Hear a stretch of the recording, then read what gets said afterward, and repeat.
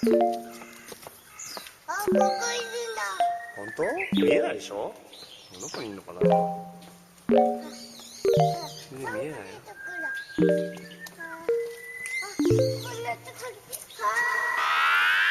I miss you.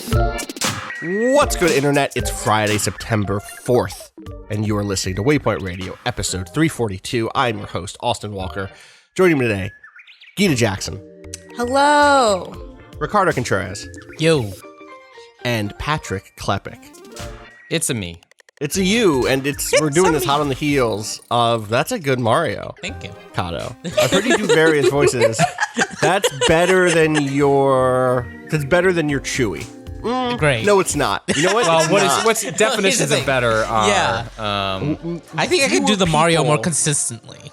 You know? Right, but more people could do a Mario and be like, oh yeah, it's Mario. Whereas I try to do a Chewbacca, people be like, oh my god, Austin is sick. Someone call a doctor. Is Austin Someone okay? help Austin. Yeah.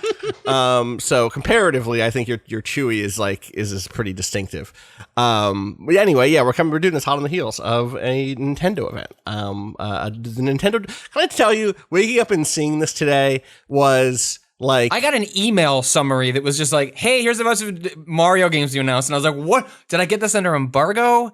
Nintendo doesn't, and I was like, Nintendo doesn't do embargoes. Well, so they don't send you stuff ahead of time. And then I was like, what? This hotly anticipated E3 announcement just shows up on a morning? yeah. Well, so I saw someone said it in the CMS incorrectly. It was like, oh shit, I guess we're announcing it I guess today. we're doing it. Fuck it. I actually saw individual tweets about a couple of the announcements first. I was like, did they not even do a fucking direct for this thing? Did they just drop 3 tweets? But they did. They did a direct. And actually, it was weirdly comforting to see this direct, even though I'm not a Mario person. But they didn't do it live.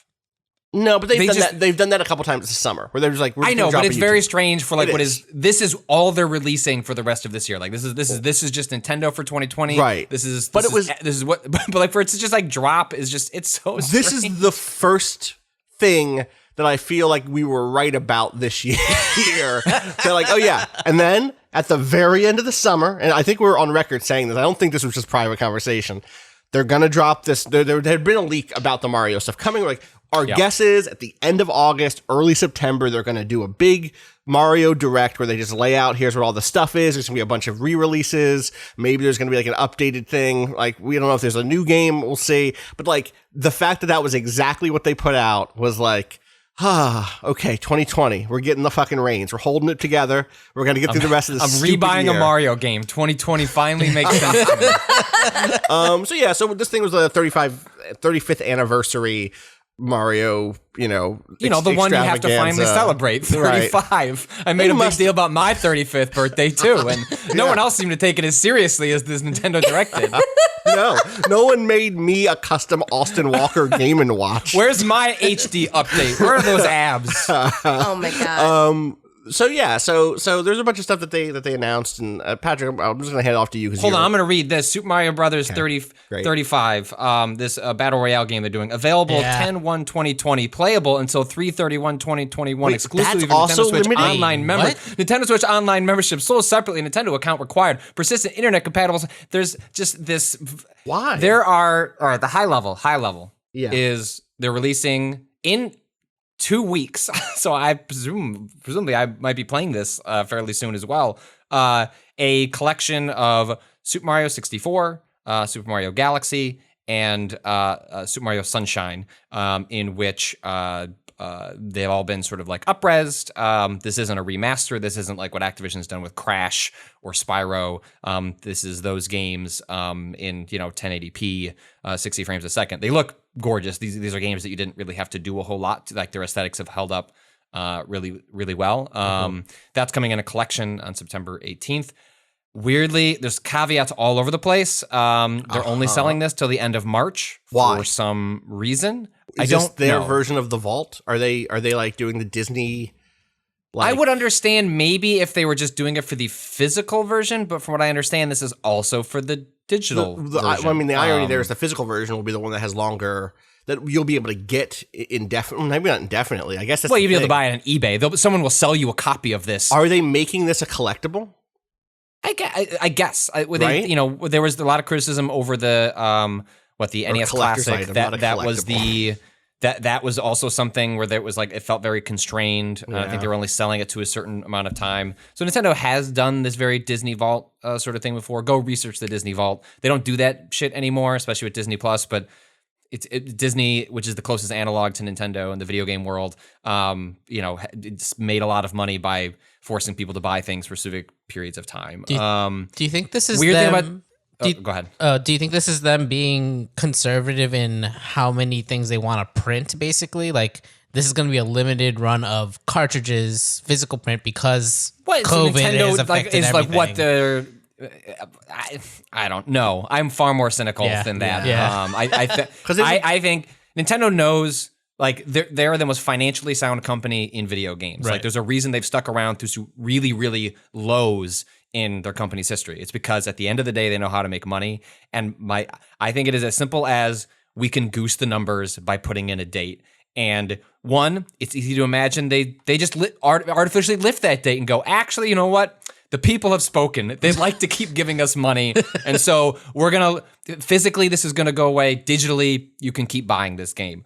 Or it goes away, and then a year from now, there's an expanded collection that's just like, we've added more games to this, and we're selling it again, yada, yada, yada. So I don't think it's them crunching the numbers on Kart production. Whatever the next Nintendo console is, will end up having re-releases again, right? Well, if you want to, if you want to, I don't have any like inside information on Nintendo's hardware production, but there have been credible rumors, that, they're gearing up for a Switch Pro or some sort of, higher end Switch next year, and that it wouldn't be a shock if a new Mario, a new Zelda were essentially being lined up in the same way. A new Mario and a new Zelda were lined up for a Switch Pro. And so, is it possible to imagine like this 3/31/21 like conveniently lines up with like a spring release of a new Switch or something like that? Maybe. I don't know. Nintendo also just does weird shit. They for do. like no particularly good reason. It's also possible that sitting here and being like, why would they do this? I don't know. Nintendo does weird shit all the time. And they were like, well, we could do this. Why not just do this and see what happens? Nintendo's also the company that's shipping this 3-game collection, and Mario Galaxy does not work on a Switch Lite. Just doesn't. It is only compatible with 2 Joy-Cons, because that game had motion control support to collect stars in the sky. And rather than redesign the game for it to work that way, this game will not work in handheld mode on your regular Switch. It will not work on a Switch Lite. It will only work in docked mode on a regular Nintendo Switch, which is maybe That's now it all bananas. makes sense. That's bad. That's really bad. I understand that was part of the design. It was one of the reasons that you could play that game 2-player. The idea that they couldn't come up with a better solution than just, I don't know, a huge part of our audience can't play this game. It has a touchscreen. Just pretend, you know what I mean? Just let me rub my finger on. The Switch Lite still has a touchscreen, right? Yeah, I'm or not just wrong have that with stuff get collected automatically. It's like, hey, by the way, you're just not going to do this with your Joy-Con. The Switch game's Lite just going to, you know what I mean? Yeah. Like, it's not out of the realm of possibility of coming up with a better solution. But those are all great games. Mario 64 is a game I've not replayed probably since they released it on the DS, and it had, do you remember on the DS version of Mario 64, there was the thing you attached to your thumb? Yeah. So it could 100%. replicate an analog stick? Yes. Like, What? Very silly. have you never seen this? No. Oh my God. Austin, What? can you, Okay, while I talk, what can you look this up? Nintendo has just a history of making these doofy ass peripherals instead of just fixing their hardware. I just feel like I remember, buying just a series of different lights for my Game Boy as a child. See. The DS You know? did not have an analog stick until they did the upgrade to the DS. It was the thumb stylus that came. That's what they said. This is the way that you're supposed to play this thing, was with the thumb stylus. Now I have to find, the thing is, that was just like, that wasn't that It just was like, really only used for Mario 64 because Well- people quickly realized like this is not a comfortable way to Correct. play Here we go. video games. It's just not a way your thumb moves, you know? You have to see this. It's truly incredible because This is the stupidest thing I've ever seen in my Excuse life. me? look at that shit. What the fuck is this? What the That's a thumb fuck? stylus. The idea was that you would play by touching the screen with your thumb stylus. No. Yes. Yeah. 100%. Fuck so for people off. who aren't seeing this thing that I've posted, people will remember. 2,000 kids only remember what it was like to play Mario 64 on a DS. 2006, is that when the DS was? I don't Something even like know. that. Yeah, I don't know how I missed. I had an original DS. Well, I if you don't had know an how I DS missed this at all. You had this thing. You just thought like, oh, there's a weird piece of plastic on the strap. yeah, there's I the wrist didn't strap, realize what it and was. it has this like black piece of polished, rounded plastic about the width of a thumb, I guess, smaller than the width of my thumb, and you would just rub it on the screen as if it were a way to control a Mario. I love the idea of like Mario 64 changed the way we play, video games forever. Now do it again with a thumb stylus. Fucking nonsense. This is the stupidest. Super Mario dumb. 64 DS is the 10th best-selling Nintendo DS game with over 11 million copies sold by 2018. So anyway, people love Mario 64. Yeah. Sunshine, I think, is a game. I'm ready to believe anything about my reaction to it. I've been a Sunshine underrated. It's a game that was so weirdly different from other Mario games that people latched on to the challenge rooms in Super Mario Sunshine, which are like really fun, really good platforming sequences, and just didn't like all the other weird stuff that they did to it because it got away from the core platforming in a lot of ways. I'm also ready to believe that that's just me doing like revisionist historical bullshit to my own feelings on that game and just wanting to root for an underdog, and that actually I don't like that game, but I'm excited to like work out those feelings on Super Mario Sunshine. And Mario Galaxy is an all-time great, and a lot of people haven't played that game. The Wii is a long time ago at this point. Like, even though it feels like a yesterday, like that game was that, Mario Galaxy is fairly old at this point, all told. So, and that game's coming out September 18th, which is like extremely soon. So that's it. I don't like rebuying games, and part of this is, I'm sure any classic re-release is based on like what is your own personal history and interest, but this, like, I if I wasn't getting a code for this, probably I would still happily rebuy all these games. I don't know that I replay Mario 64, but like I'm happy to replay Mario Sunshine and Mario. I'm Galaxy. like, I feel like I just generally should shut the fuck up about platformers in the same way that I feel that like people who go like, I don't really like hip hop. I only like I don't like positive hip hop. I like that one chant song that's more like a pop song. exactly. I don't really hip-hop. like hip hop, but I really appreciate what Macklemore did for the culture. What Macklemore did for the culture. Clipping is really, they're doing something different than hip hop, without Clipping? we don't. It's we can't David get it. Diggs' sorry. group. Okay, Don't. but my specific Just argument put it against- back in the bottle. No, it's out now because this is the exact specific thing, which is I was listening to a clipping track came across my timeline the other day. I listened to it. And I was like, this is not for me. But he drops a Nas reference in the track that I know a lot of fans of his do not get because they don't listen to Nas. Yeah. And listen, Nas has Clipping problems. comes I'm from not a saying place- Nas has no problems as a Nasty human Nas being. is abusing police. But, absolutely. clipping. Here's the thing about clipping is that it's not like that. no. It doesn't come from a place from not liking hip hop, but it's Right. just like it's not the people. It's he not appeals shitty to people. nerdcore, right? Yeah. My point it's is, an audience problem. I do this with platformers. I don't Sure. like platformers. I just like the really inventive ones. Like You Grow Home, and it motherfucker. sucks. And I like why you know what I mean. So I recognize Yeah. that a drop Yeah. like this is not for me because these games have been, like hip hop, Star a New Yorker from the 1980s. That changed everything multiple times. It's like, I don't want to dismiss 35 years of history by being like, this isn't for me, fuck off. And instead it's just like, listen, it's cool that these games are accessible or are available to play. Yeah, accessible is is not what they are. It's in fact the opposite of what they are. They are not Nintendo accessible. does not give a shit about accessibility. No. Use this thumb Well, stylus. and also I saw like in their little direct about it, it was like, look, you can pull up like the music tracks and listen to them. And I think over and over, putting this in the context of like the Giga Leak from a little while back, is Nintendo themselves, as much as they are happy to like repackage their history, they do such a poor job at contextualizing their history and like giving Nintendo of more than any other company is like they have fans that don't know anything about what came before, which is part of the reason they can sell it to new fans and they can sell it to old fans. But boy, like how pumped would you be, Austin, if you don't really care about playing these 3 games, but they said you buy this and actually there's a 2-hour documentary attached to it where we've like teamed up with, what was that, Double Fine's 2-player productions or something like that. Right. We brought them in. We're showing never before seen like concept art and design stuff, and we're going to explain to you why Mario is worth celebrating arbitrarily on the 35th birthday.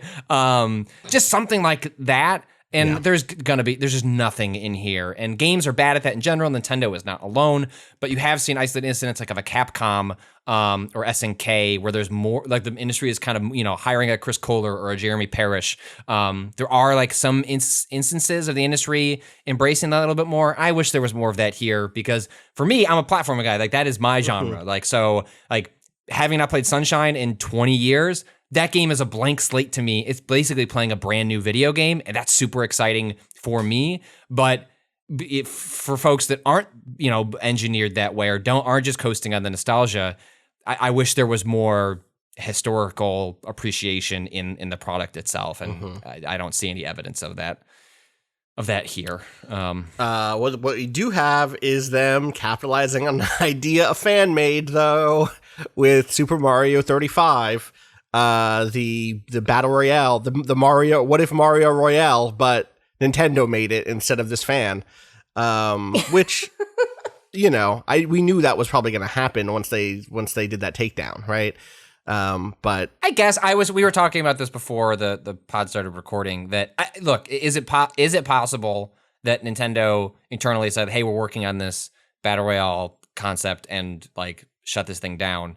Yes. I mean, they were going to shut it down anyway. That can be true. That's what I mean. Yeah, like, I just don't, I think, I don't know that Nintendo is necessarily just targeting, like, I don't know if you could look at the history of their cease and desist and go, right, that's a development history of Nintendo.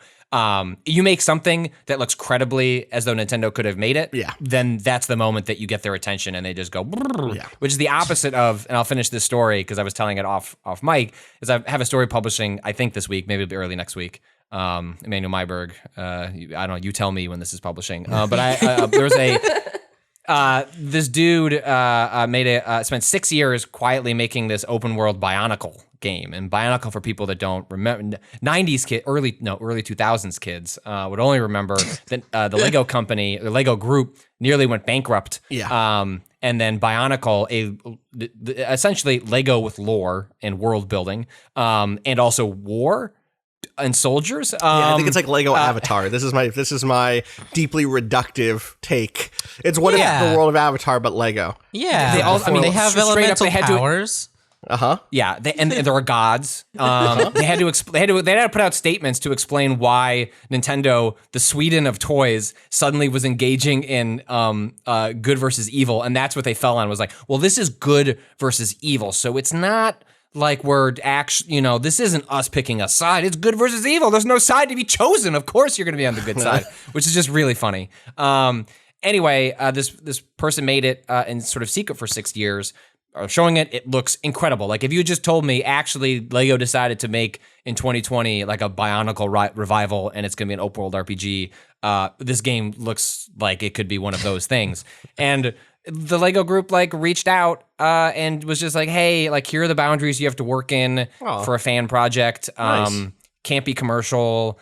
I don't know, put up some disclaimers, yada, yada, yada. The person making it was sort of cagey about the meeting, but the end of it was like, if I end up shipping this, if I'm able to finish it, I have full confidence that I'll be able to do it within the guidelines they've given me. And like, Nintendo just doesn't do any of that for, on some level, understandable legal reasons. But mostly, I think when you see a company like Lego, who, in terms of cultural cachet, is up there with a Nintendo in terms of like their influence on like the broader culture. And if they can come up with like guidelines for fans to make projects that they're not going to sue over, Nintendo could too. Nintendo just chooses, like a lot of companies, and this isn't only Nintendo, to just say, nah, like we're just going to shut that down. And and also this Battle Royale game looks pretty cool too. It looks cool. It does.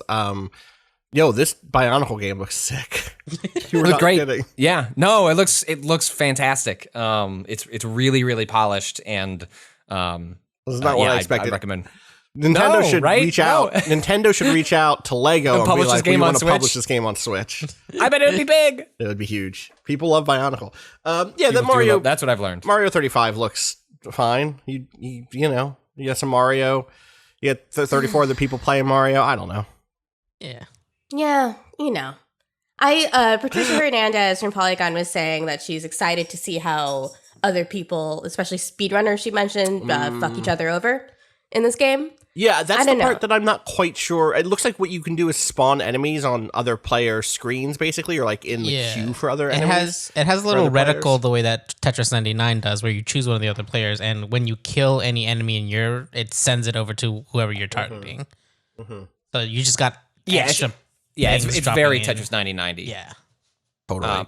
And that's also part of, like, if you were to take this exact concept, strip the Mario aesthetic out of it, like it wouldn't be nearly as interesting. That's part of the reason, Right. like Nintendo is often frustrating as a company, is because the reason Mario Maker works is because everyone has a baseline cultural ingrained understanding of how Mario stuff works. And the moment you turn a Mario thing at slightly a different angle, you get everyone to go, whoa, because it's Mario. Like there are better Mario Maker Yeah. games on Steam If that this have was more just- powerful tools and better community things. But Right. you know what? I don't want to fucking play that game because it doesn't have a mushroom in it. And that sucks, but it's also true. And so it's why things like their Battle Royale thing, I wish Nintendo did more of that. Or like the Cadence of Hyrule game. Like Right. it so frustrates me that they License don't stuff out. aren't more playful with the setups, because they are just one of the rare companies, maybe the only company in video games that has that sort of foundational cultural ingrained knowledge. So when they can do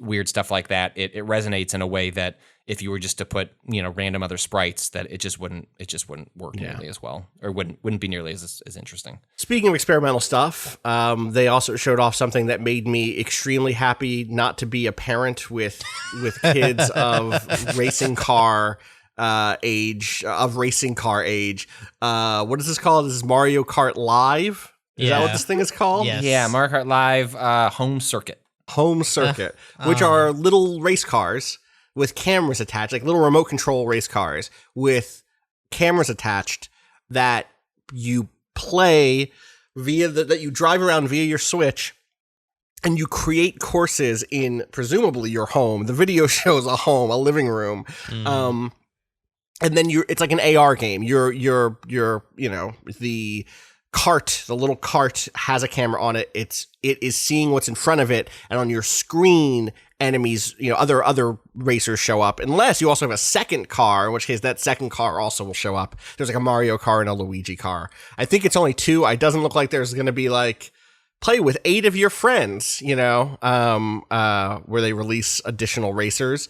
And it looks very neat. Like, I think it's like a cool, awesome. Like, definitely. Yeah. I just immediately was like, man, some parents are going to be mad. Some glass is going to get broken. Yeah. Your grandma gave us that. Like, you're going to hear it. It's going to go bad, man. Well, how much is that? Is this also a limited time thing? And also It's $100. 100 for one car. For 2 cars. Yeah, It's got to be one car. It's probably one. They're going to car. sell you a Yeah, second it's car probably for one $50 car. for sure. Yeah, I'm trying to pull up the. That would make sense. Mario for 100, Luigi for 50. Yeah. Damn. Jesus Christ. And it's like, Nintendo's allowed to make toys, right? Nintendo's allowed to just make like, Sure. hey, here's a cool toy. But it's definitely one of those things where it's like, I think I'd rather play Mario Kart, which has a bunch of other stuff in it that is cool. It's cool. It's cool. It's a cool toy. It's like Labo. Like, oh wow, this is really neat. But you can do a lot of things with $100. man. I got Mario bills Kart to Live pay. Home Circuit. It's available in a Mario set or a Luigi set. Wait. So you pick between. So there's one or the $100 other. each. Yes. Aha. Aha, I see. But are you only able to fight against physical carts? Or No, there's there's AI. There's in AI. the There's world, AI. right? Yeah, okay. yeah. They're like all right. Okay. they're okay. like Yeah, projected AI. Well, I mean, which looks it's there's some instances in this video that are very cool of seeing the way that like throwing a red shell will stop your enemy, your brother's Luigi cart or whatever in this video, but will like have like a bigger explosive effect, when you're hitting just a AI person. Or there's a bit where they throw like a bomb, I think, or it's a blue shell, and the blue shell hits both the enemy and the physical cart that you're racing against. So it's like it seems like a very well made thing, I guess. And I like the idea of drawing your own courses. Like it's almost like there's a Splatoon ink that your car gets covered in, and you drive around your room to set up what the course is. But like I don't know. Listen, I guess people who have houses big enough to do race car shit in can afford $100 race cars, but couldn't be me. Yeah. I'll let you know how bored I get in the winter. Yeah. Just do it outside. That's the thing, right? Is like you should just cordon off your street and have Mario Kart races. If there were 8 of them, if you could do like every kid on the block gets their own, I could see that being big. I can't actually see that I just want to point. I want to hedge my bets. Now I'm getting like conflicting reports on the Galaxy and its playability on other things. So it seems like people may have been confused in the direct, and that maybe there is more information about what coming out. So Galaxy only being playable like with motion controls and not on a light. So I'm going to reserve the right to be wrong on that, or people just flipping out over initially what they thought. So I guess but I'm not going to sit here and trudge through a 40-page thread figuring that out on the pod. Yeah, fair. I hope that there is a good answer and that they, I don't know, do better. Hey, look, all that matters is more people are going to play Mario 3D World in February. That is probably one of the most underrated Mario games because it came out on the Wii U. I love that game. So I'm glad that they're plus Bowser's Fury Switch. Yeah, an online co-op multiplayer thing. Sure. Whatever. Oh, is that what that is? I don't care about that. I just care that the more 3D World is a wait. It's game. not like a 3D Land. Wait, are you sure that's what Bowser's Fury is? I think so. It doesn't. That to me seemed like just an expansion. Is it? I don't know. It seemed like an expansion. It says, the description here says multiplayer mayhem pounces on Nintendo Switch. Yeah, because that's how they're pitching the whole of 3D World. If you watch the video, their whole thing is done with multiplayer because that's how they're like trying to sell that game. Oh, okay. I watched the video with the audio off, so I could be wrong. The thing with Bowser's Fury was like it's like this big rain-swept area and everything looks evil and dark, and that to me read like the dark expansion, the dark second chapter of this game. I hope so because the 3D World is a fantastic game. They're probably never going to port 3D Land because it's it was a 3DS game that kind of heavily relied on the 3D part of it. It would still work, but I just don't expect they're going to ever revisit that game meaningfully. But 3D World is a great game, and definitely overlooked because a lot of people didn't have a Wii U. So I'm excited for that to hit a larger audience. I was going to say I like the jazz drums in the music in that game. That's my It's got addition. A great soundtrack. I really appreciate it as very very good orchestra. It moves Galaxy away. is a great soundtrack. Yes. Galaxy is a great soundtrack. I love the Galaxy soundtrack. I don't like the new Super Mario Brothers stuff, but I do like the Super Mario Land or whatever that. What is it? Super Mario 3D Land, Super Mario 3D World. That vibe is very good. All right, I think that's out of event. Like, it was 15 minutes of Mario, and then they ended with a 5-minute and here is what Mario is. And now we'll look back at Mario, and it was just like, here's videos about Mario. Oh, we did skip the Game & Watch thing, which is just a Game & Watch with a color screen that lets you play Super Mario Brothers on it. Is it a physical thing? Yeah. You see that thing? Cool. That thing is sick. I watched it with the audio off, and so I was like, oh, is this just like you download an app on your Switch? No, that's like a physical product. That's cool, and it doubles as a clock. It doubles as a clock, and it has some other interactive things. I'm down. That's something. You know what? $100 on a gimmicky Mario Kart thing that you use 3 times when someone comes over. Nah, but give me a digital clock that plays Mario Brothers. That I would rather throw away $40 at that. Yeah, whatever it costs. Totally. The other big thing. Oh, go ahead. No, we didn't. That's just getting added to the online thing, right? the Super Mario, the Super Nintendo Entertainment System, Nintendo Switch Online, or whatever the hell they call that whole. Back when Nintendo did meaningful improvements to the games it re-released before it charged you for it again. Yes. The Nintendo All Stars. Yes. That game's great. An HD remake before there were HD remakes. Yeah, it's the updates to the art look fantastic. Like that's. I'm not sure I Patrick's but I just am. lost in reverie right now. Patrick loves. Yeah. I'm excited and frustrated. That's what that noise is like. Oh, okay. I'm mad, but I'm also excited. Don't love it. Don't. I'm mad at myself. Fair. All right. Well, we'll see when that's up. The big stuff there. The most exciting thing for me would be the Super Mario 3D World re-release, and that's not till next year. But a bunch of the other stuff is this year. So yeah, I guess that's what Nintendo's got from now until the holidays. Out this week. I think it's out now, right? It's actually out now. Avengers or no? Yeah. I've gotten mixed. Yeah. Okay. Well, it technically came out September 1st. You could, if you bought like one of the editions of the game, you could play it when the servers went live September 1st. September 4th, as of this podcast probably when most people are listening to this. Yes. That's when Avengers is properly out for folks. And it including Stadia. seems Sure, why not? Here's my gut reaction from what I've seen and from like streams that I've watched a bunch of streams and then have talked to y'all. The beta was like not a different game, but they didn't sell the single player stuff at all in that beta. The marketing, the beta, which I didn't play, I missed like the first one, and then at a certain point I was like, I'll just wait till the game is out.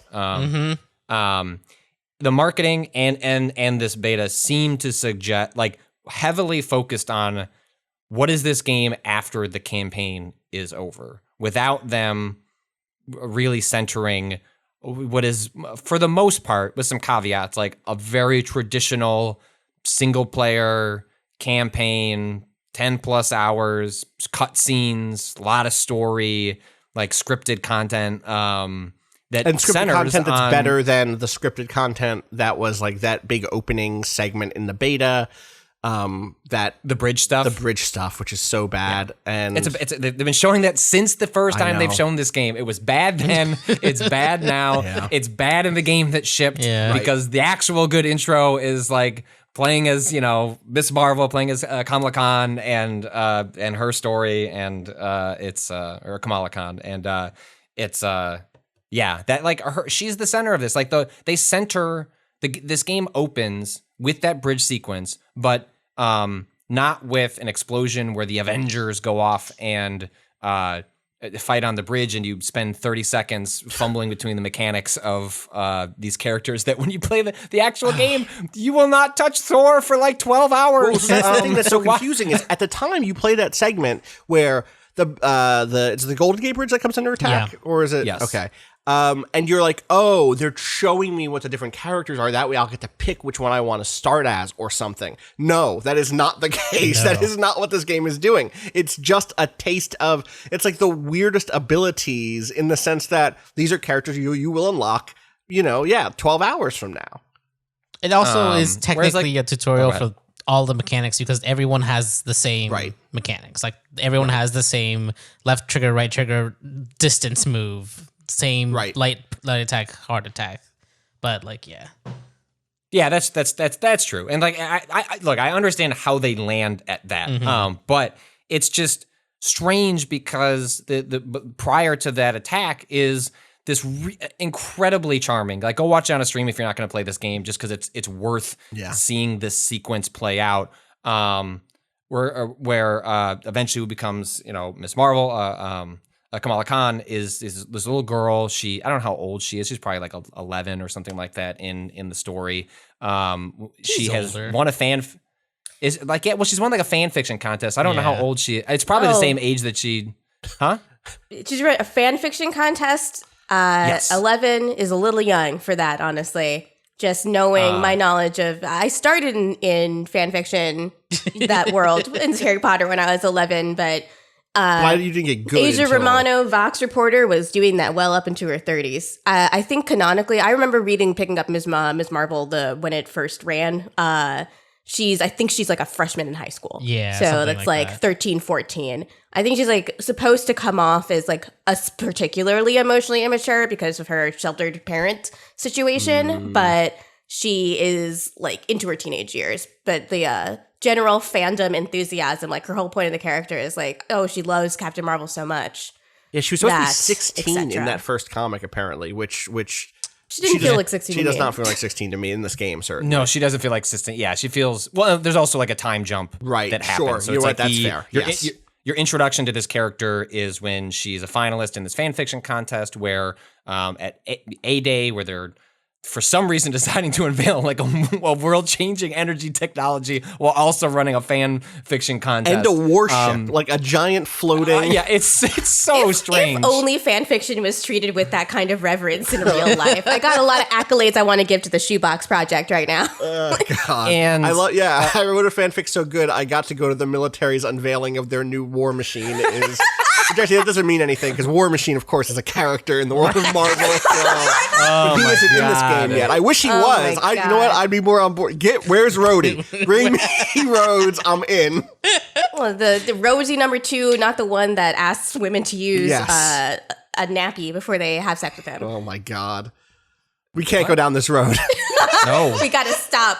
This is for I black opened people up only one after bottle the pod. earlier We'll leave this one in this closed. podcast. I can't. Yeah, stay there. And she walks around and gets to like have tiny little interactions with Thor and Iron Man. The Thor one is so fucking good. They very much taken the Chris Hemsworth. Yes. Like I'm not. I mean, that's yes.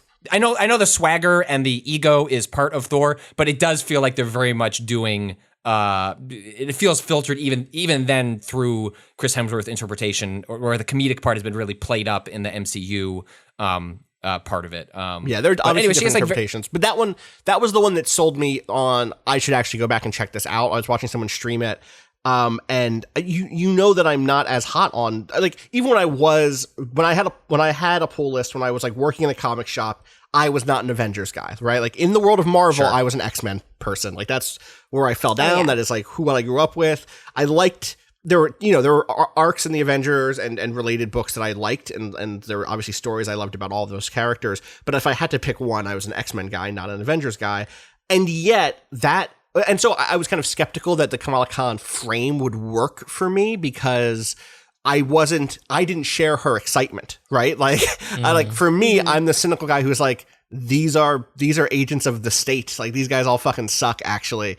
But her excitement is the delivery of the voice actress. They so good. Really sell her that she. youthful This is her excitement. world. Yes, totally. Like, this is the moments where you get to be into her room in her house. Like this, they downplay the Captain Marvel stuff because that is like unrelated. Or that is clearly like a lot of her stuff. aesthetic. Yeah. Or you're saying that? Well, I know, but she looks up. She looks up Yes, to yes, Captain yes, I Marvel. got you. They Yes. downplay that because Captain Marvel's not in the game yet?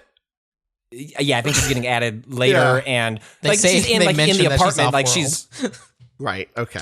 There is definitely like a 100% Captain America has a line that's just like, yeah, she couldn't be here today because she's off world doing something. It's really funny. Probably some shit we should be doing. No explanation for Spider-Man. It's like, I don't know, copyright, I guess.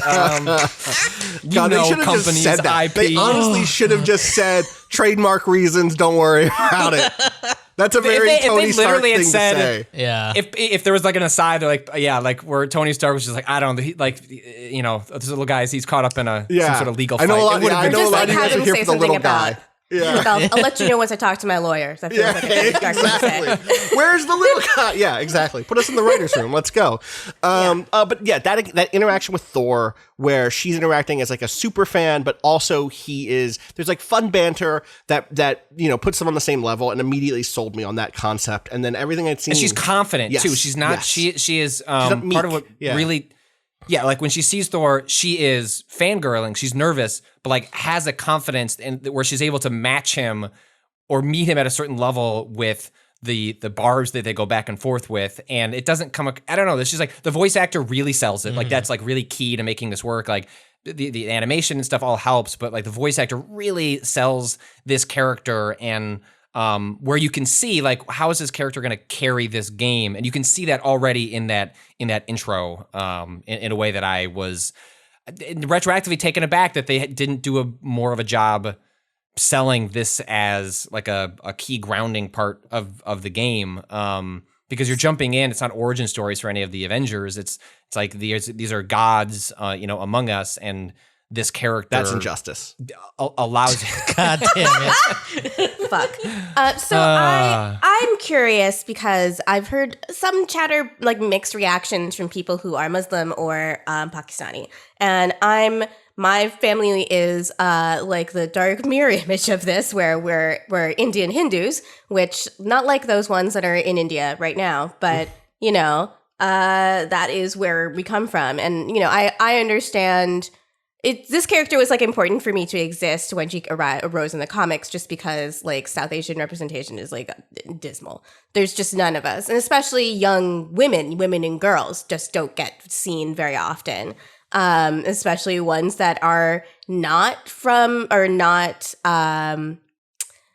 first generation, not recently moved, who are more or less totally Americanized and have the sort of clash of cultures in their homes. And the part of what I really liked about Ms. Marvel's comic in the beginning when I started reading it was sort of like this daughter who had been raised in like a mostly South Asian community, having to deal with her parents who have different ideas of family and togetherness than she does.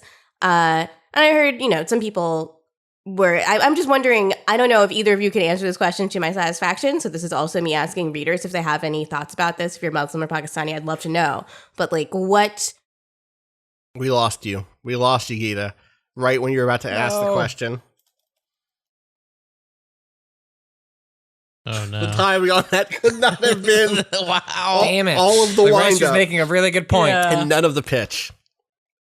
So, I think all that stuff looks like it totally works, but you and Cado have put actual time into the game compared to me. Well, there's such a whiplash. Like on one hand, I think a little bit. I have not finished the story. I've played 7-8 hours. I've done it says campaign 40%, but from what I understand, it's more like when you finish the story, it's more like 60 or 70%, and there's a bunch of side stuff that adds up to that 100% on this war table where you're picking out what missions to do and what like side challenges to sort of like grind your gear and power level if you're not set up for a mission. But the reaction to the beta was like pretty mixed, like fairly negative, and then early like folks like myself playing the campaign were like, whoa, like this is like pretty good. And I almost want to like temper it where it's like, I think some of that is a whiplash to the reaction. I didn't play the beta, Right. but is a whiplash to the beta where like, I don't want to overstate or oversell like this campaign. So far, 2/3 through it or whatever, like I think it's pretty good. I'm enjoying it. At the same time, do I look at it and go, selfishly, and I say this selfishly because I know that like games as a service like don't fit in my life, and like I cannot dedicate the time to them to even get out of the good ones. Yeah. Like what they are trying to do.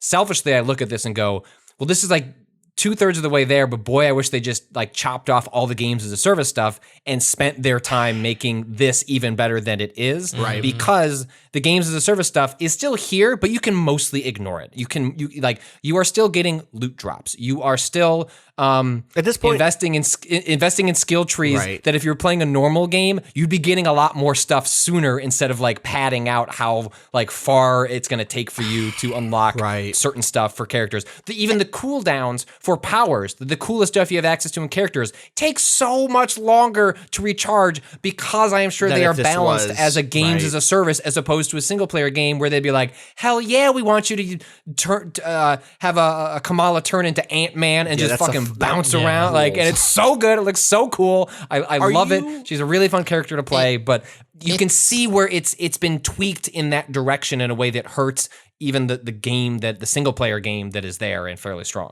It's a design problem that I feel like, and here I go talking about Destiny again. No, this is the comparison. Like that they've actually figured out where like it starts from a point where it still feels good, even though there is a build. Like, yes, you can get abilities, you can get the ability to recharge down really, really low. But what it does is it just makes you feel that much more powerful, but it still feels good at the beginning, right? Like, there's always this issue of balancing that where, like, you want the low end to be low enough that the high end feels like a meaningful difference, but not so low that it feels bad to play those early hours, right? Right.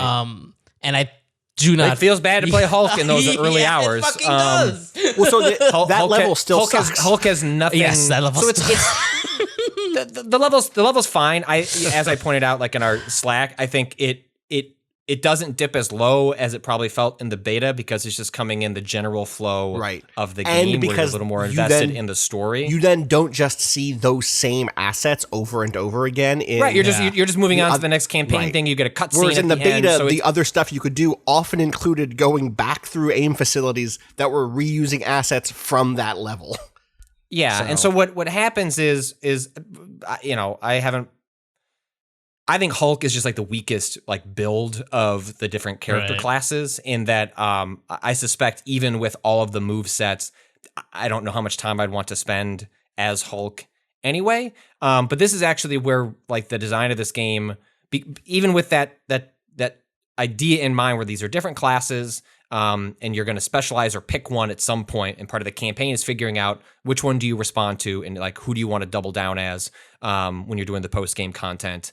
There are times when I'm playing a mission, even though I think my favorite character to play as like currently is Miss Marvel. Like when you hold R2, which is like this for a lot of characters is a block or a parry, and she has a block and a parry, but she does this thing where she uses one of her energy meters and she like just like stretches out and like basic attacks can't hit her, so she'll like stretch like Mr. Fantastic and like dodge a punch, and it just looks so funny and cool. So I enjoy playing as her, and I like the mechanics of her character. There's like a lot of really good stuff involving her dodge, where like you'll dodge and then you can do a dash attack, which links into all these other, like I like the way her combat flows.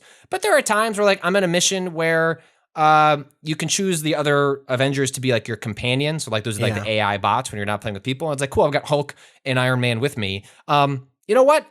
There's like a big enemy that just needs to be like bashed for like 45 seconds. I wish so badly I could hit R1 and just switch to Hulk. There's a worse and example I just want to be of Hulk. Or like there's this mission I played last night that I finished where it's kind of you're visiting a small city and there's a lot of space to get around in, and Kamala has like it's a Spider-Man analog in a lot of ways. Like there are ways for her to like get up things, climb up things, swing on things. Like it has a very Spider-Man quality to the mechanics they've built for her. But also, it'd be easier, especially when I'm just trying to track down like these chests that are hiding like higher level gear. It's like being Iron Man and like just like being able to fly up, and I can't switch to Iron Man. Like the worst one is someone is playing as Iron Man or I'd have to start the mission. You know those doors that you can break with a heavy attack or like the walls? Yeah. You can't. There are characters who can't break those. And so you will load. That's just not a standard. No, that is Iron Man bullshit. can't break those. And what's her fucking name? Black Widow can't break those. Yeah. I don't know if Cap can, but I know Hulk and Kamala can. And you'll just go up to those walls and like I was like, Hulk is here, Kamala is here. Will one of you break this for me, please? Can I just let me swap between characters? Like right.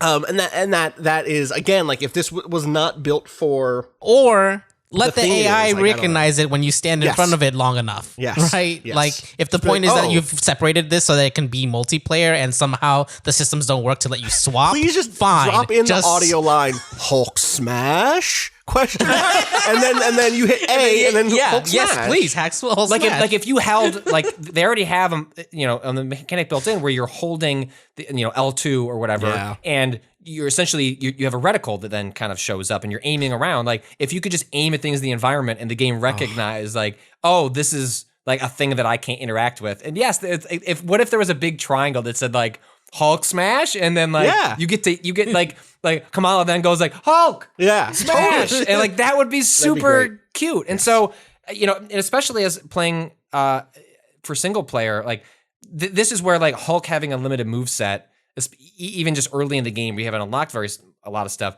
It would limit how, like, now it just means I don't play as Hulk, period. Like I just don't touch the character. He is just an AI bot doing his AI thing. But if I could just like for that, like, 30 seconds where it would like just to mix things up mechanically, it would improve the game that's in front of them from the perspective of playing as a single player person. But I don't like, again, like I don't want to, behind this, I didn't sign any NDA when I agreed to this email. But I got an email from Square that was like, it's standard practice. If you say something nice about a game, occasionally they'll reach out and be like, hey, can we use this quote? Well, they're supposed to ask if they can use a quote. Doesn't always happen, but 99% of the time it happens. And like their PR reached out and was like, hey, you put on Twitter this, that said like, the part of the quote was, I'm having a really good time with the single player campaign of Avengers. And that's the part they said, could we use that? And I was like, sure, fine. It's true. Like, go ahead and do that. Yeah. But the beginning of that quote was a tweet I did not expect to write, which like is the caveat explaining the history of the reaction to this game. Funny. And I was like, sure, go ahead and use that. Good for the brand. Yeah, just it's a weird game, and it's especially so that the reaction, I think part of the reaction has been because the characterization of Kamala is so good. Yeah. Like if you took her out of the game and it was just this story, like granted that's easy to say, like take out the central character and the story falls apart, but like that's how critical she's absent from the marketing in a real way. She was not there in the very original debut. They eventually said, oh, she'll be a big part of the game, but they're not avenging. This is not a Ms. Marvel game, right? A Ms. Marvel game. But it is. But it is. That's what I'm saying. If you look at the NBA ad, all right, I'm gonna. You know what I mean? I'm gonna disclose. I'm gonna disclose this now. Do you remember? This is, I think, last summer. Someone leaked to me. Yes, they knew I have somebody that on my computer right now.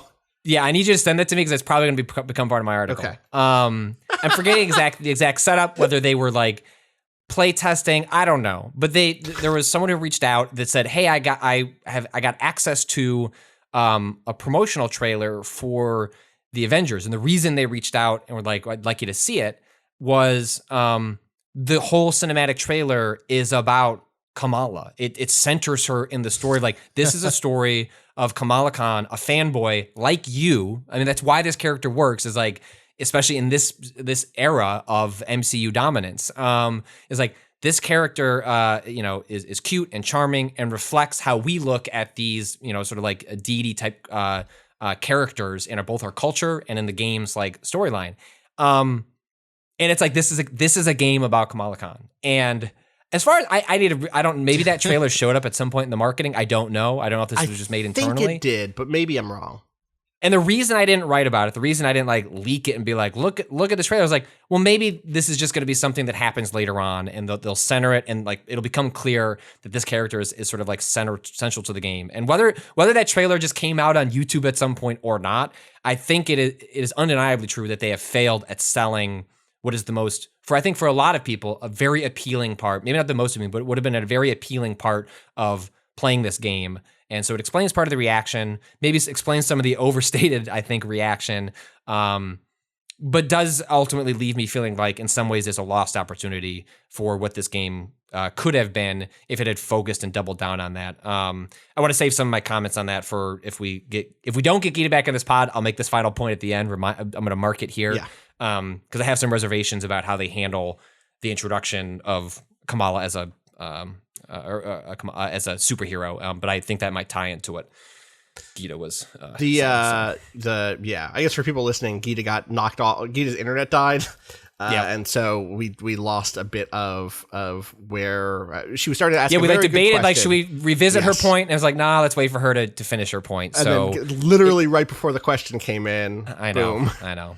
So I'll save that point for the end if we don't get back to it, but otherwise, I don't know. I'm curious to see people seem pretty positive on it now. I'll be curious to see, like, this game has been such a roller coaster. I'll be curious to see where that momentum goes. Once that, because that campaign is ultimately short-ish, 10 hours is pretty long. Like I feel like video games have broken my brain. Like 10 hours that's a long time to play a video game. It is. And so to say like, man, that's short is just goes to show how, I don't know, things have changed in years. Well, and I think part of the reason why it feels like that is because there's that disconnect between it is on one hand filled with this sort of single player cutscene driven, unique interaction, moment to moment, like, oh, here's this special thing in this specific, whatever level, you do something unique here. There's a boss fight, there's whatever.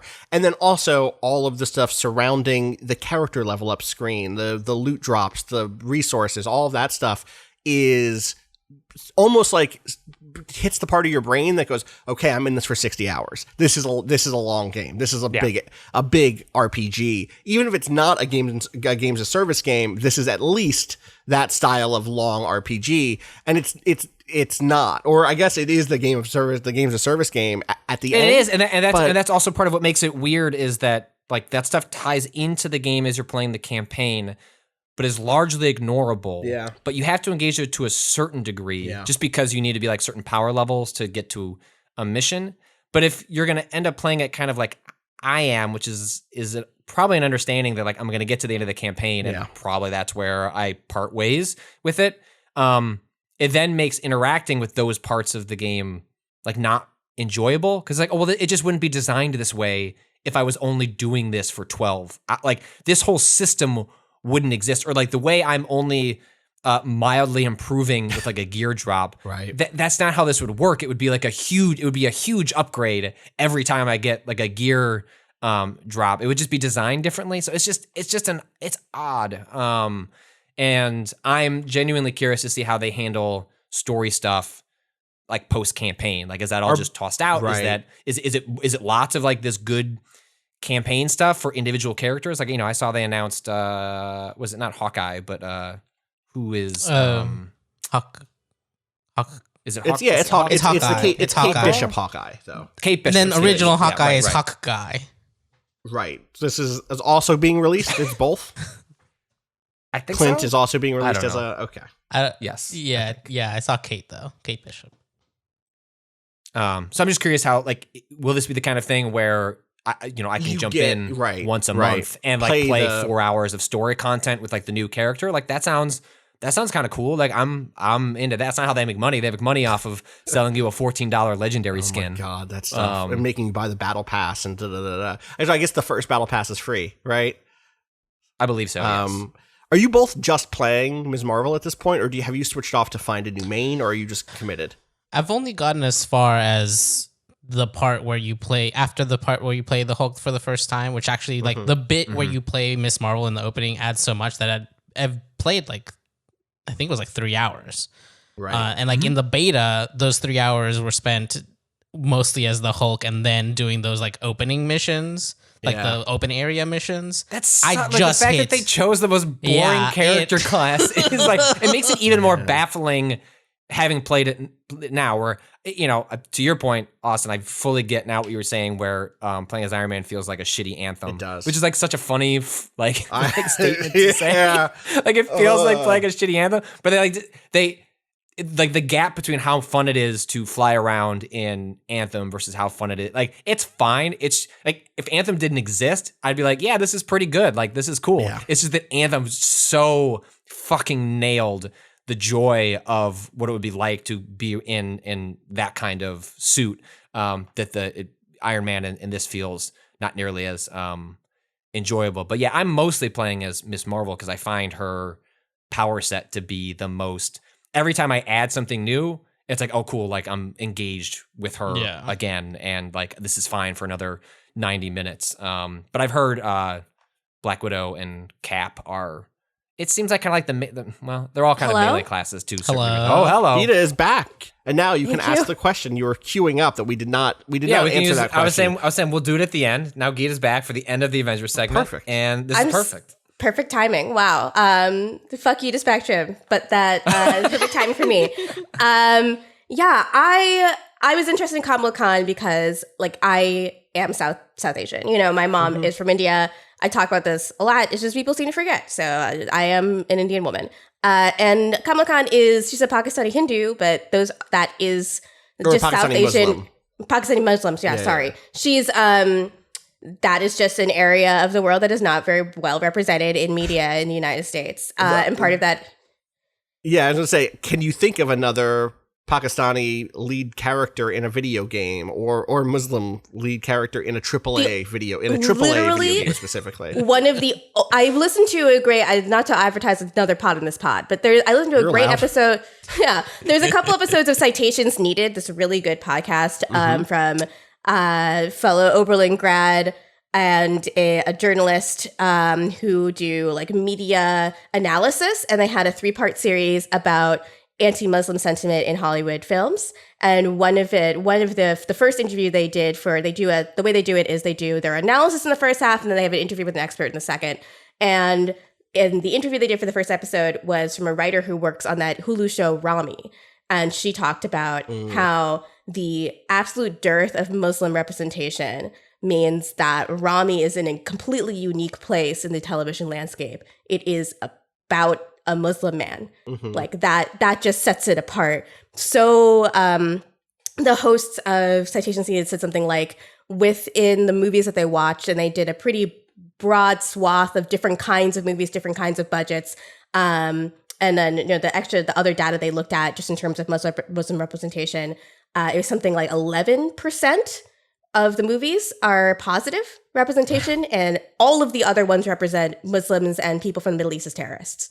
So I had seen some chatter, both negative and positive, about Kamala Khan's representing that aspect of her character in the game. And I know that neither of you can really talk about that from a place of like personal knowledge or understanding, but I'm really curious about how much that is in the game and what it's like. Not a lot is what I will say. So like what I can speak to is that in some ways this is an origin story for her, but it's a story that skips the origin part. So Yeah. and and this is where like my frustrations over, were this not a games as a service game, Right. it's so easy to imagine an extra 3 hours in which they flesh out. So the structure of the game is that opening bridge sequence. There's an explosion. Cap is, believed to be dead, and like the Avengers are disbanded, and they're then 5 years later. Well, one, this game does not sell the 5. I don't believe for a second that 5 years has occurred in this game. It feels like 6 months. Yeah. But 100%. neither here nor there. The explosion that occurs is basically, what are the inhuman gas called? Terrigen, right? Terrigen. Isn't that what the Yeah. It's the that is like Terrigen bomb from the comics. Like everyone who had Terrigen DNA in them gets their powers, basically. Like there's no one left that has latent powers. And so that is like basically like all of like downtown San Francisco is like hit with this bomb. And so like tens of thousands, millions of people are exposed and then become sort of like power ready. And one of those people is her, because she was there for A-Day. And so even though she goes back to her home, she is exposed to this. And the game picks up 5 years later with her trying to track down whatever pockets of resistance there are amongst sort of like fellow Inhumans. But like the game like sort of just like accidentally unveils that she has powers. Like you see her in a computer and then she gets out, and then like you slide down a banister and like her hand expands and you're like, what? When did that happen to her? Like it feels almost like there's like deleted scenes where there would be like, does her family know what's going on? And so there are, like, to your point, Gita, there are like moments where like there's a sequence early in the game where she's working out how her costume should look, and she talks a little bit about her cultural background and how she wants to incorporate that into her costumes. There are nods to that, but her family life, what she thinks about her identity, is, I can't speak to the second half of the game. Maybe that comes up for some reason, but I feel like they're going to be more concerned with baby MODOK at that point.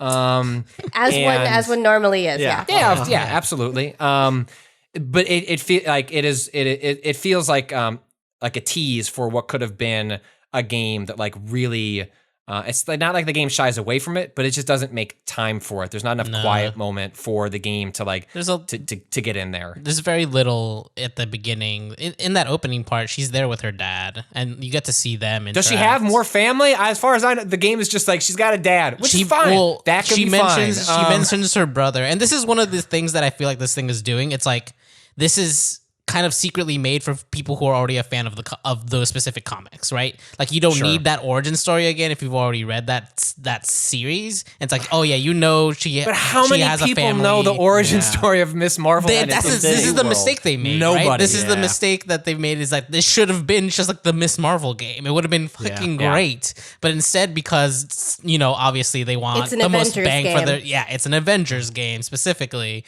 that they've got to shift all of that out of the way and like be like, but that exists in the comics. You can go read about them. But she does mention her brother. She mentions her brother like in one sentence. And if you don't know like that what that relationship is like already from reading the comics, you're totally lost.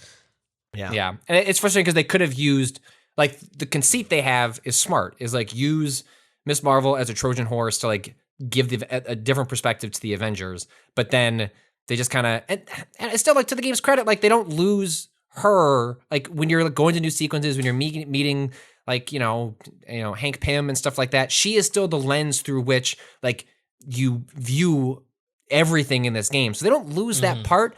I guess I'm just with Cado. It's like you could have called it the Avengers, but I wish there was more of a Miss Marvel game in the Avengers as opposed to just being Miss Marvel being the lens through which you view the Avengers. It still works, like it's still like a clever framing, but it just makes you, I guess it just makes me more anxious like to see that like Marvel TV series they're going to do about her. I'm more excited to like read comics about her. It's just too bad that like they're not going to do another Miss Marvel game if they've done this, and so it feels like a missed. It feels like a missed opportunity. It really does feel like they were trying to make a compromise, and they ended up in a place that doesn't really please anybody. Right. Yeah, I'd be curious for people that can speak more to that identity. For folks that don't like myself, where I'm only coming to like this isn't a character I don't know much about. It's really great, but even then I'm left wanting because it's like, oh well, it's not like quite a half measure, but it's just like there's just a lot of opportunity left on the table. Yeah, I will say if you want to read those original comics, they're really freaking good. That original run is very, very, very charming. I like. She became such a big part of the Marvel Universe so quickly because those comics were so good and people liked them so much. So that's a good sign. I just, that kind of sucks. It's a little disappointing to hear because she's got so much personality that it's not just limited to big Avengers fangirl. Right. The subhead on this review would be missed opportunity. Wow. Close this. I'm sorry. Segment. That's the end of the segment. We'll take a break. We'll come back. We'll talk about some more stuff. BRB.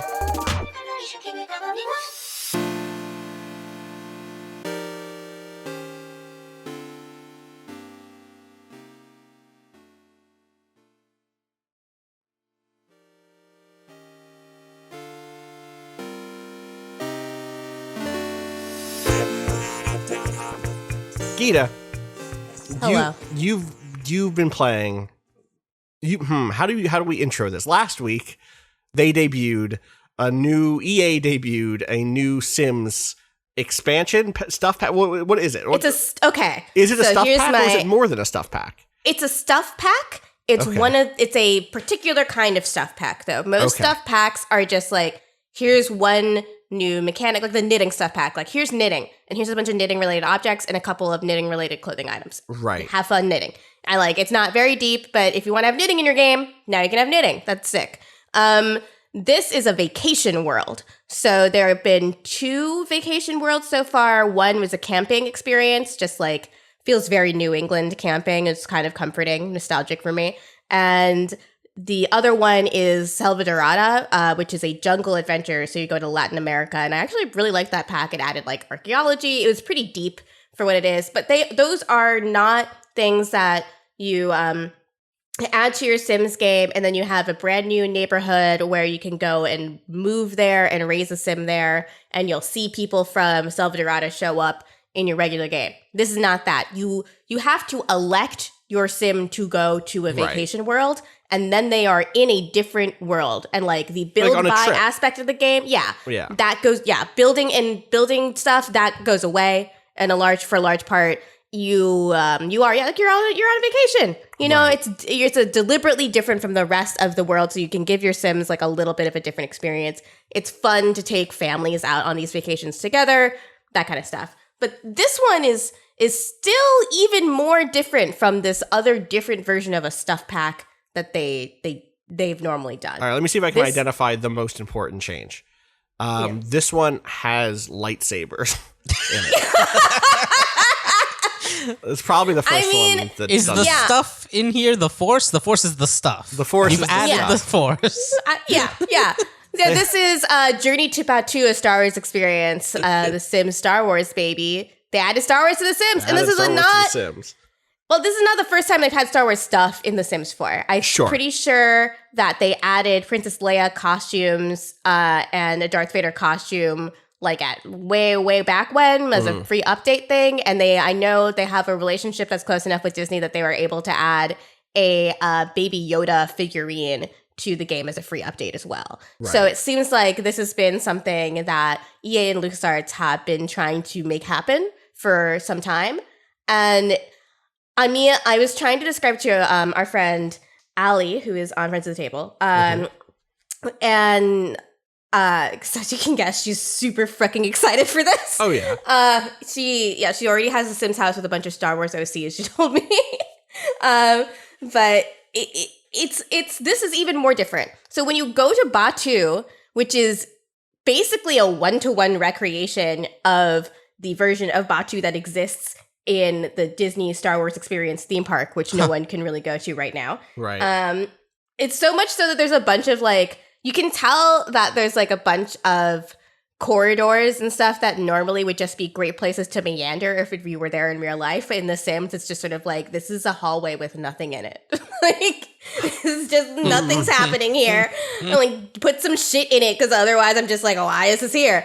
But it's, when you go there, you get a different inventory from the rest of the game inventory that you have. Okay. And you use a different currency. And it's not like you can change your simoleons into galactic credits or anything. You earn galactic credits in very specific ways. It's like they've taken all of the existing game systems and then made a different game. Like a different game that is completely self-contained. Most vacations, when you take them, they cost money to go on. And you can only go for a certain amount of time. Mm-hmm. If you go to Batuu, it's completely open-ended. So it's almost like a neighborhood. But I guess there's places to sleep, presumably. Yeah, there's a dwelling you can go to that's a rabbit hole, and that also serves as your bathroom and shower. So if you click on this building that says that is the dwelling, you get the option to sleep. And it'll take you through the whole 8 hours. You don't go inside the building, though. You just see it from the outside. Yeah. And you can press freshen up, and your sim will do all the needs related to hygiene. So that's like, going to the bathroom and showering. Right. And you don't see that either. And so the rest of the game really is just like the Sims doing its best job to use its social systems to create a world where you can have a narrative Star Wars experience. How are you making galactic credits? Okay, so I'm ready. The biggest and most bump-in place, and this is actually one of my favorite environments now in the game, is the cantina. Good. And yes. Batuu is separated into 3 districts. Mm-hmm. So there is a resistance district, which is like a camp in the woods, and there is a first order district, which is like it is more industrial part of Batuu, the city part, where there's also like a droid depot there, but there's a big first order installation. And then there's just sort of like the mixed area where you first go when you first arrive in the game, and the big hopping part there is the cantina. So when you go, you pretty much, the button that you press for your Sims to automatically make them go home now makes them go to the cantina. That's where everything's going to be. You can go there and you can talk to, there's one of the members of the 3 factions. This is actually Hondo Onaka from the Clone Wars is your contact for the scoundrels, who are like the space pirates. And by talking to him, you get introduced to the new way that you do things in this game, which is taking missions. So they've completely repurposed the freelance job system that already exists, was added to the game in a free update. This is a system where normally you can like select it on your phone and say, I want to do a freelance job today, just make some extra cash. And you'll get a couple of different options of jobs and they might have multiple steps. But once it'll show up in your sort of job window, which is normally like what you have to do to get a promotion. Usually that is what is in there. But this is what you have to do in order to complete the steps of this mission. And then once that's over, that mission goes away from your career window. And by completing these missions, that's how you make money. Or by playing Sabak, which I did and lost all of my money several times, actually. But it's interesting. And that I think a lot of people who are expecting like a more Star Wars-y experience, like they want to go and they want to pilot an X-Wing, not going to happen. No, like, right. You go in a rabbit hole and they tell you descriptions of what you see. Right. Like an X-Wing will exist, but you're not going to pilot one. You want to have like a intense combat situation, not going to happen. That's not what The Sims is doing. No. Though. This is what I keep feeling like, man, this could be more action-y, like this could be more action-packed. And then I keep like playing another hour because I realized, like talking about it with David, like this does what I want out of a Star Wars game, which is let me be a person in the Star Wars universe. Just like let me be any person in the Star Wars universe. Let me just be a random person. Iris was the name that I gave my character. She has green hair. She's really cute. Let me just join the Resistance, like get to know the characters, just be a figure in this world. Like it's so cool now. I have a whole bunch of friends on Batu. I've convinced some of the people, the scoundrels, to join the Resistance and like make an honest living and all that stuff. I am now a fixture in the universe. It's cool. Like you can see the world kind of change as you rank up into these steps, and they all are focused on the social systems because that's like the most active part of the game that exists now. So you'll start off, I took a mission for the First Order just to see what it was like, and they wanted me to spread First Order propaganda. And when I talked to other people in around Batu, if I had a low relationship with them, they'd be like, ugh, another 5 minutes of First Order propaganda I'll never get back. But if I had a high relationship with them, they would be like, oh, wow, I never thought of it that way. The First Order is here to help. Made me feel really bad, but I needed that money. Jesus. Yeah, so those were the two guys I was hoping to make into my space honey too, so I felt pretty bad. Oh, yeah. We're going to have Can you woohoo at Star Wars Land? Oh, you can woohoo at Star Wars Land. God bless. Look, there's a whole bunch of Twi'leks in there, and I feel like the Sims sex mods are about to get real freaky. Oh, definitely. 100%, yes. And it is... That part of it is just so much fucking fun. Like, now that I'm, like, pretty high up in the Resistance, every time I go to the First Order district, I have to be extra careful because... if they see me doing anything untoward, and the Resistance always is having me do stuff that's untoward, I've been beaten up and arrested by stormtroopers before.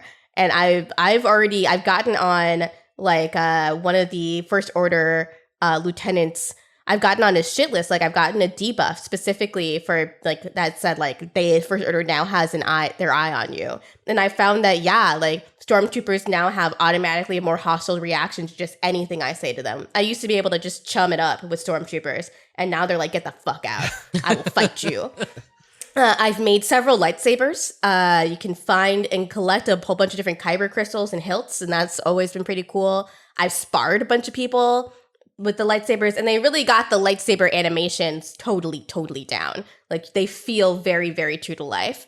And I just keep having these little moments of just like, I wish I could zoom in on this particular aspect of this particular Star Wars adventure, because it is just like so fun to like use I made a droid also. My droid, I renamed it. I made a BB class droid. I was going to say, what type of droids can you make? You can make the R2s and you can make BBs. Okay. Those are the only two, but you can customize parts.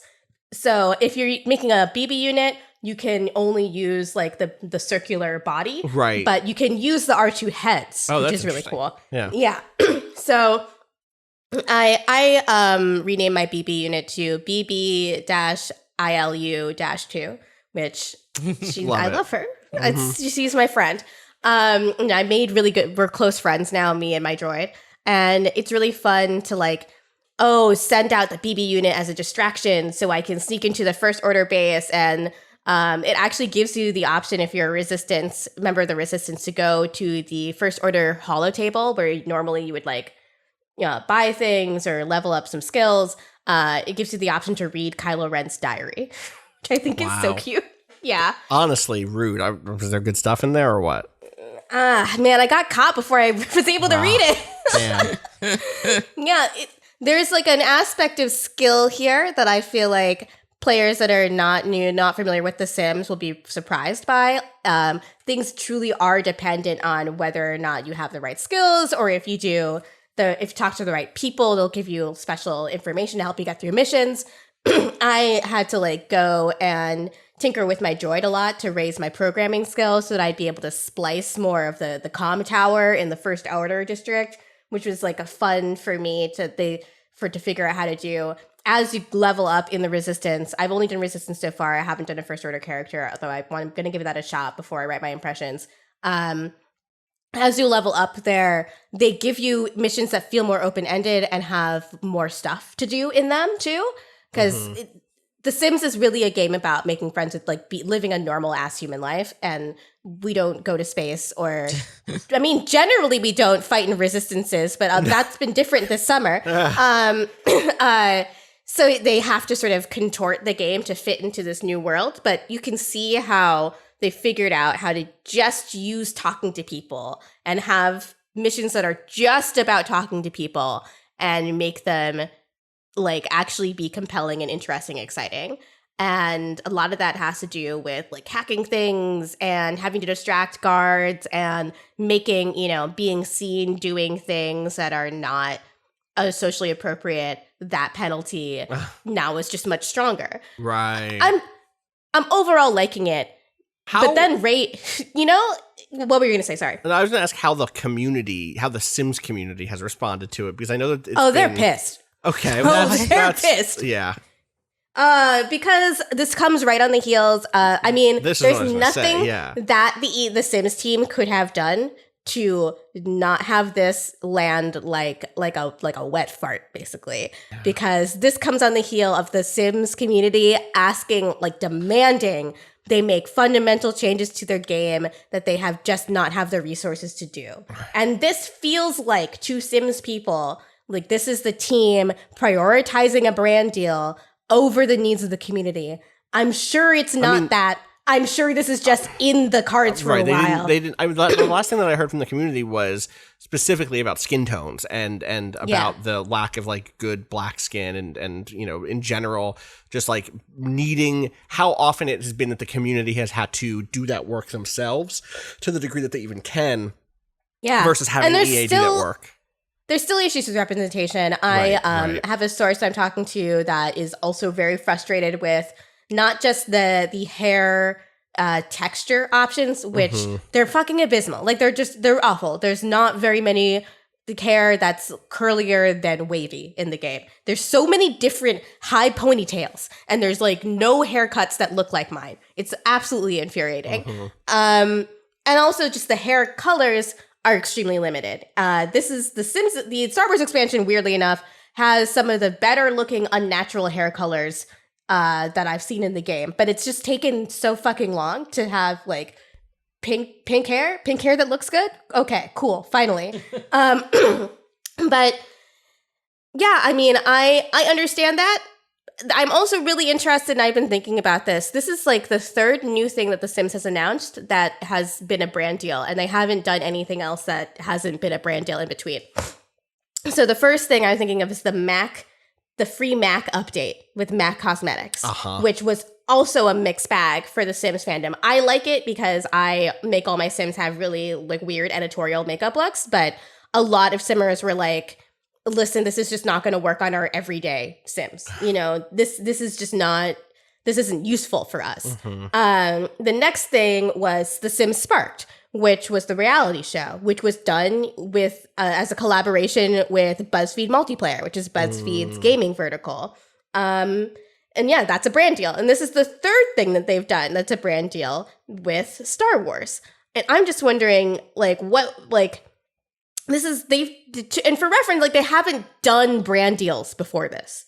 Like, there just have not been any for The Sims 4.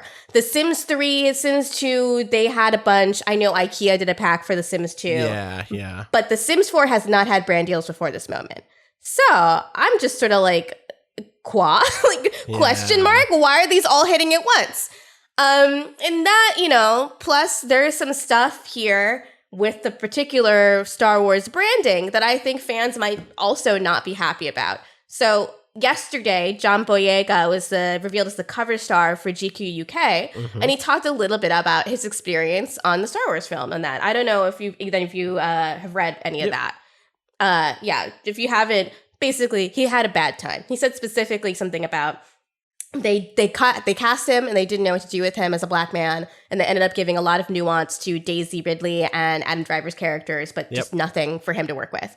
Which I don't know if you've ever been black in a workplace before, but you know, yeah, totally got that. So guess who's in the game? They spent like clearly a ton of money creating Daisy Ridley's face, and she has her own voice actor. Like, there's no sim in the game that sounds like her. Right. Yeah. Right. Yeah.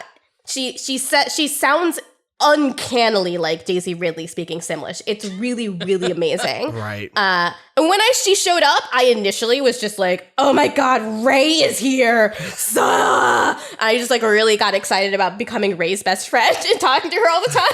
Really, like, I just, you know, there's a part of me that's still a Star Wars fangirl, even if those new movies really did us all dirty. And Kylo Ren is also a character in this game. You know, I don't think they gave him a custom voice because it's distorted by the mask. Right. But he's fucking there. He's walking around the First Order district.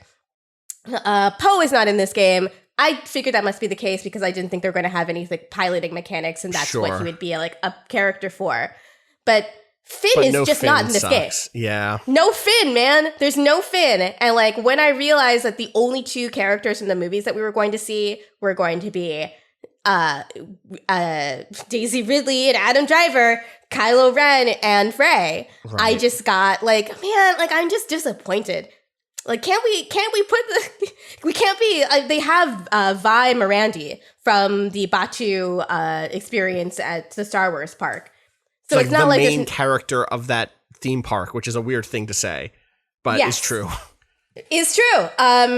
But it's not like there's no Negroes in space, right? Like there's still black people in the future, right? And we don't think she's related to anybody because I know that one of the things that happens in that last movie is basically, and now they're all related to somebody. Yeah. Oh my God, you cannot convince me Palpatine is ever fucked. You just cannot convince me of that. Oh, I just meant all the black people. I just meant the. Oh yeah, that's true. Yeah, because Lando's daughter and Anyway, someone on Twitter, there's like 4 black people in the Star Wars universe. Yes. They're just perpetuating the race.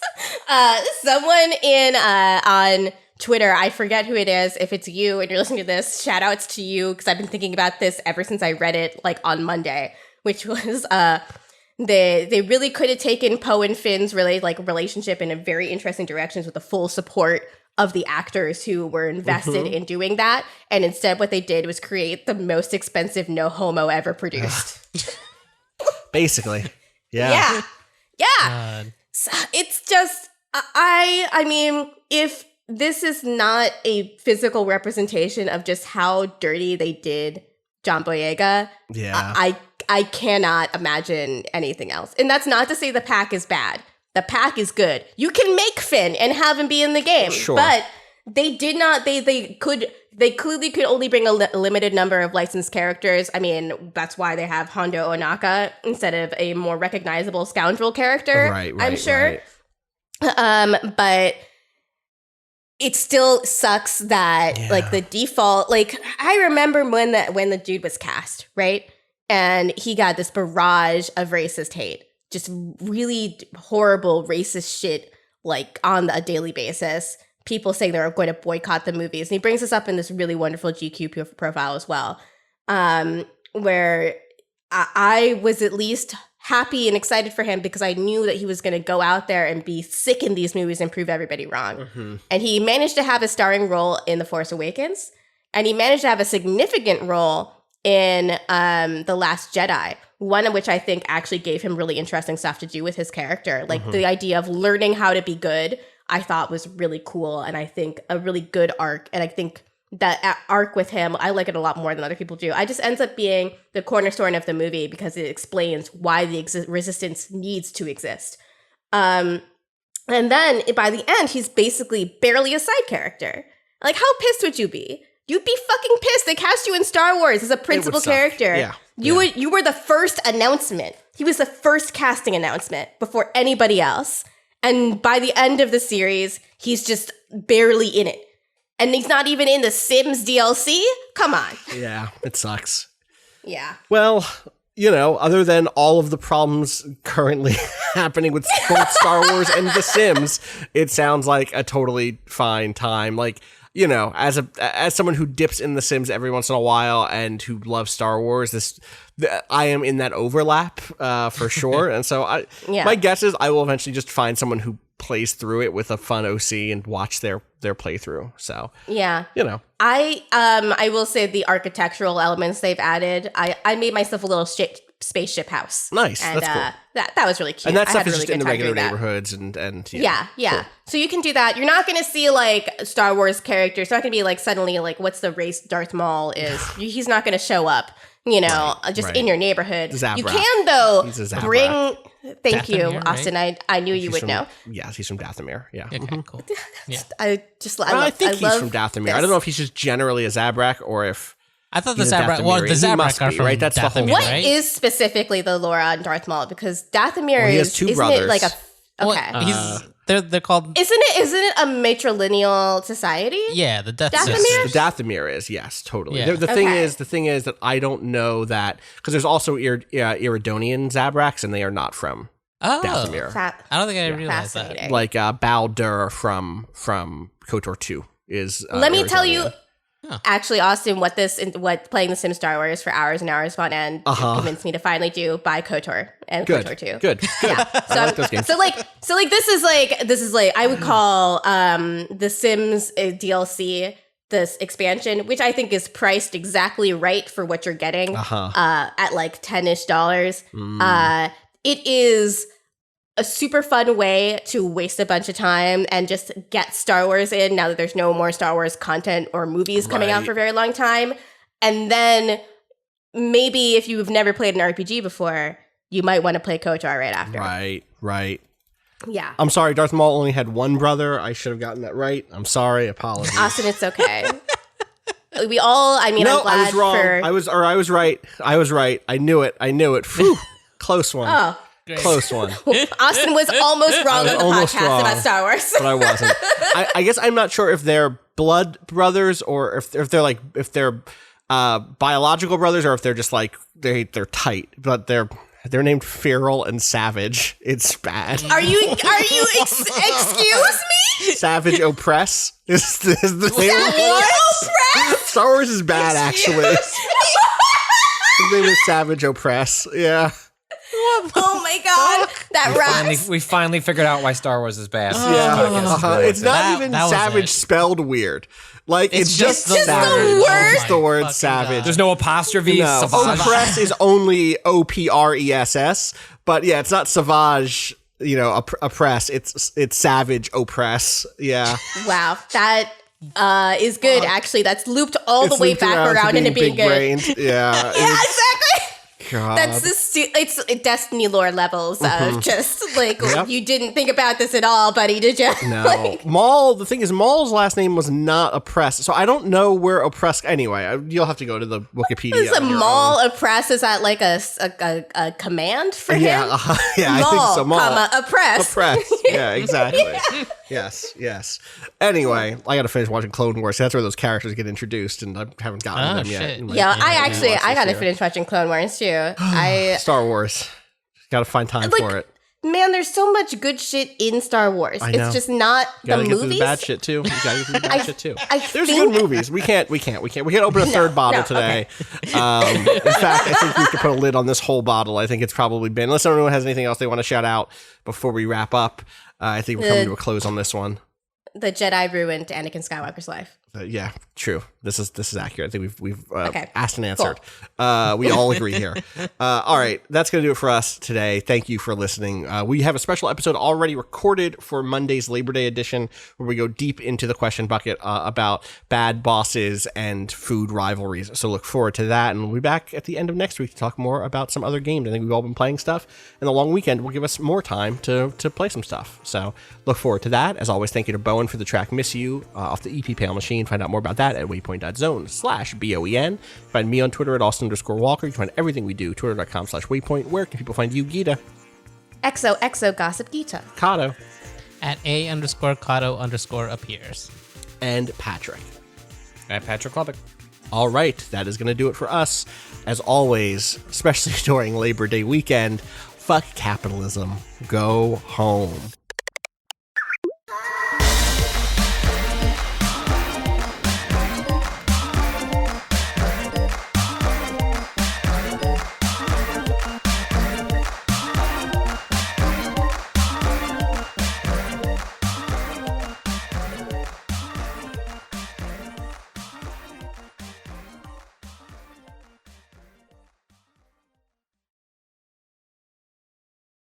All right.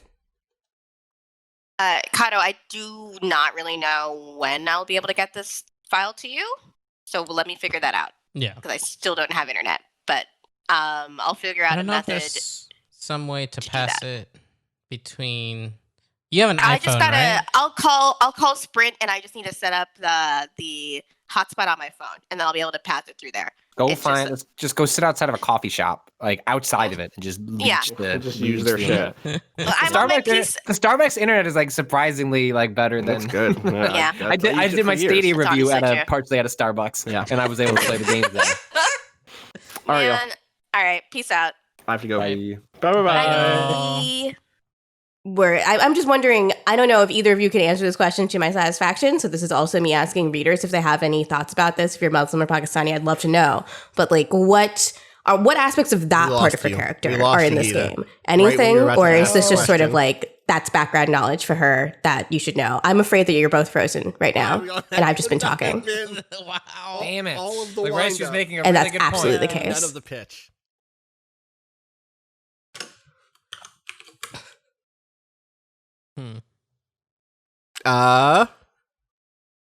Let's give it Yeah. a second. Yes. See what happens. Oh. Oh no! Oh, no. She kept going. Oh, it's the worst. Did anyone? Oh, Patrick's gone. What were you gonna say?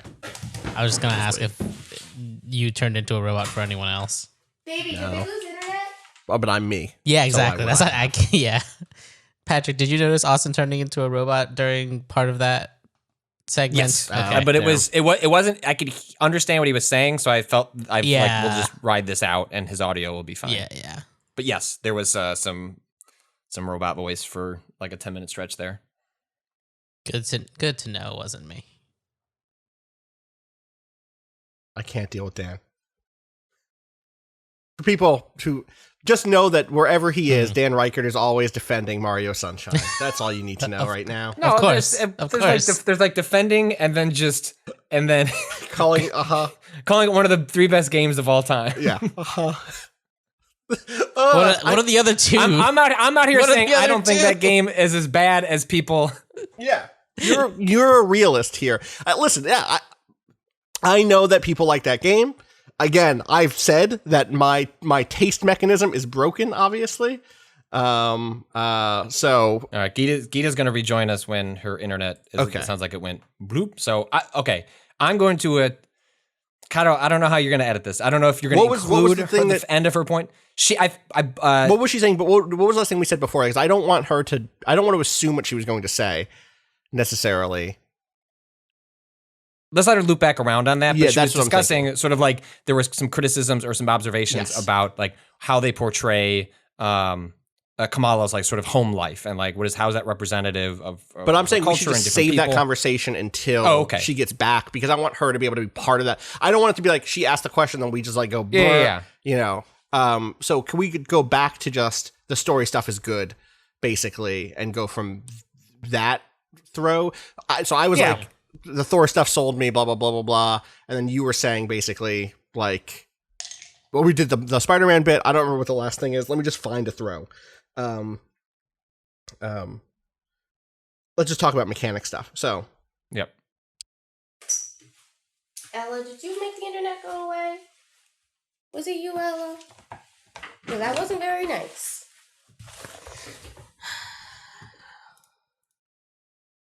Just let me get some of my irritation out. If anyone who works for Spectrum is listening to this, I just want to say you either need to give us the option to get wired for better internet, like a high-speed fiber connection, or you need to give us a discount. This happens once a week, and I'm fucking sick it's of miserable. it. I think you're on the wrong I hate mic, it. maybe? No, she's on her phone. Oh, you're on Yeah, your so- phone. You're on your Remember I when can you pull- didn't have internet, Austin? I do remember from Spectrum. Also Spectrum. Also, shout that was outs. Spectrum. What's Oh, up, the Spectrum? coolest thing, the absolute coolest thing about this, my favorite thing, is that my boyfriend is able to access a hotspot that gives him internet when this happens, but it for some reason does not work on my PC. Woof. I see the option for the hotspot and I can connect to it, but when I am connected, it will not connect me to the internet. Right. And we went so far as to giving Spectrum the MAC address of this PC, and it still does not work. That's very annoying. That's very, very annoying. Yeah. So just needed to get a little bit of that out so that I'm not irritated for the rest of the pod. Understandable. Welcome back.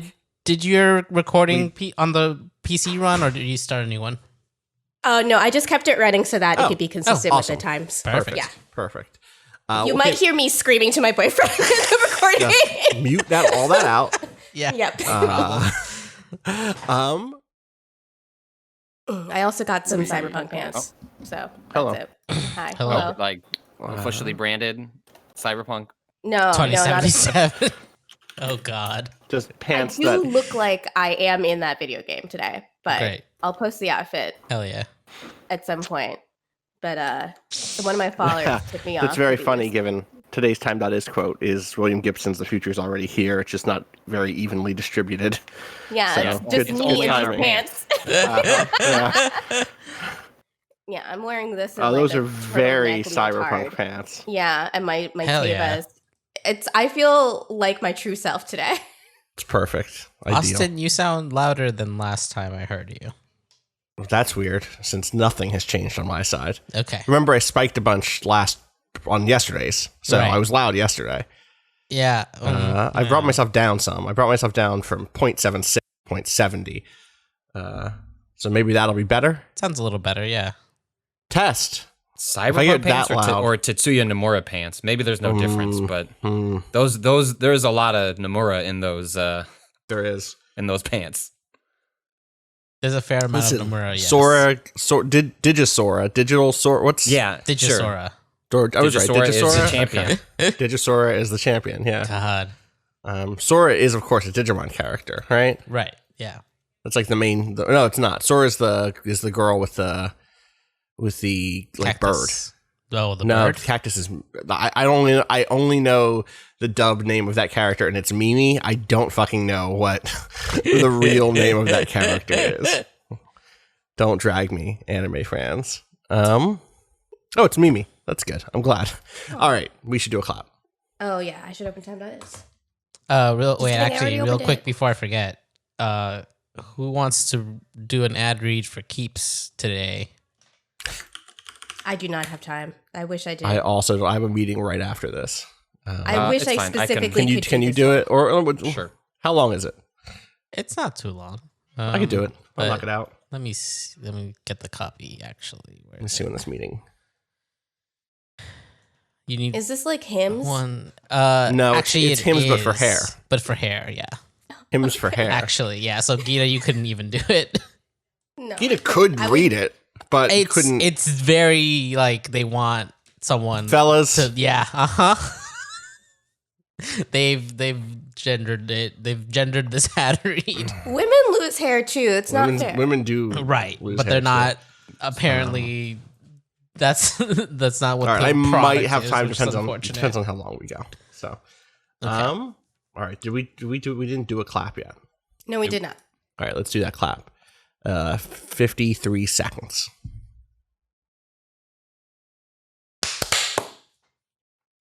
All right, here's my suggestion. We do Mario up top, Avengers, take a break, come back in with Sim Star Wars, and then if we have time to do like CK3 or I do Wasteland 3, like there's other stuff, but those are like the new ones. So Also, like those, like Wasteland and CK, like those are good stories for like slower weeks too. So it's like if we want to err on the side of exactly like just getting people out of here and sticking at like 90 minutes, I think that's probably the that would be better fine route to go. Yeah, totally. All right.